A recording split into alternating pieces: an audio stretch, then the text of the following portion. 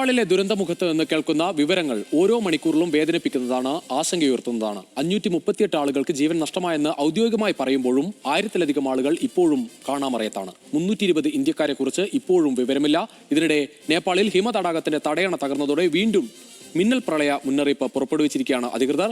China രക്ഷാപ്രവർത്തനം നിർത്തിവെക്കുന്ന സാഹചര്യത്തിലേക്ക് എത്തി. നേപ്പാളിൽ പ്രളയബാധിത മേഖലയിൽ അകപ്പെട്ട ഭൂരിഭാഗം മലയാളികളും സുരക്ഷിതരെന്ന് നോക്ക റൂട്ട്സ് അറിയിച്ചെങ്കിലും 8 പേരെ കുറിച്ച് ഇപ്പോഴും വിവരം ലഭിച്ചിട്ടില്ല. ഇതിനിടെ പ്രളയ ദുരന്തത്തിനിടെ നേപ്പാളിൽ മൃതദേഹങ്ങളോട് കൊടും ക്രൂരത കാണിക്കുന്ന ദൃശ്യങ്ങളും പുറത്തുവന്നു. മരിച്ച സ്ത്രീയുടെ ദേഹത്തിൽ നിന്ന് ആഭരണങ്ങൾ മോഷ്ടിക്കുന്ന നാട്ടുകാരുടെ നടുക്കുന്ന ദൃശ്യങ്ങൾ പുറത്തുവന്നതോടെ 2 പേരെ പോലീസ് അറസ്റ്റ് ചെയ്യുകയും ചെയ്തു. അഖില CP ചേരുകയാണ് കൂടുതൽ വിവരങ്ങളുമായി. അഖില, ഇപ്പോഴും ആശങ്ക ഒഴിഞ്ഞിട്ടില്ല. വീണ്ടും ഒരു മിന്നൽ പ്രളയ സാധ്യത തന്നെ പറയുന്നു. അതേസമയം തന്നെ ഈ ആളുകളുടെ ഓരോ മണിക്കൂർ കഴിയും തോറും ഈ മരണസംഖ്യ ഉയരുകയും ചെയ്യുകയാണ്.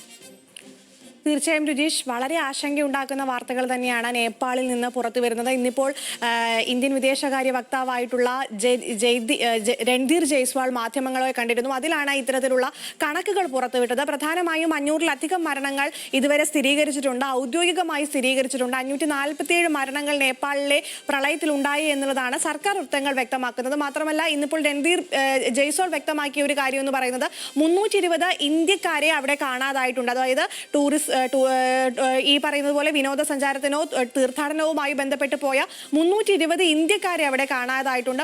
മറ്റ് 100 ഇന്ത്യൻ വംശജർ ഇത്തരത്തിൽ അൺകോണ്ടാക്റ്റബിൾ സിറ്റുവേഷനിലാണ് എന്നുള്ള കാര്യവും ഇന്ന് രൺദീപ് ജയ്സ്വാൾ വ്യക്തമാക്കിയിരുന്നു. അതിൽ ഏറ്റവും ആശങ്കപ്പെടുത്തുന്ന കാര്യം, ഇപ്പോൾ നിരവധി പേർ കുടുങ്ങിക്കിടക്കുന്നുണ്ട്. അവരെ കുറിച്ചുള്ള വിവരങ്ങൾ ലഭ്യമല്ല, വിദേശകാര്യ മന്ത്രാലയത്തിന് പോലും ലഭ്യമല്ല എന്നുള്ളൊരു വാർത്തയാണ്.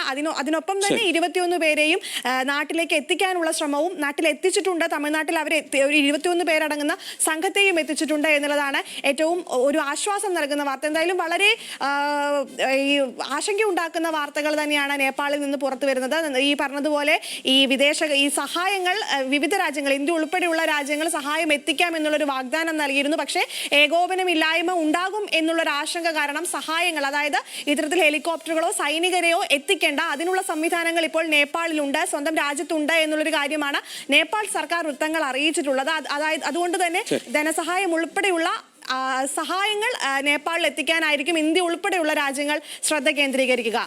രുചീഷ്.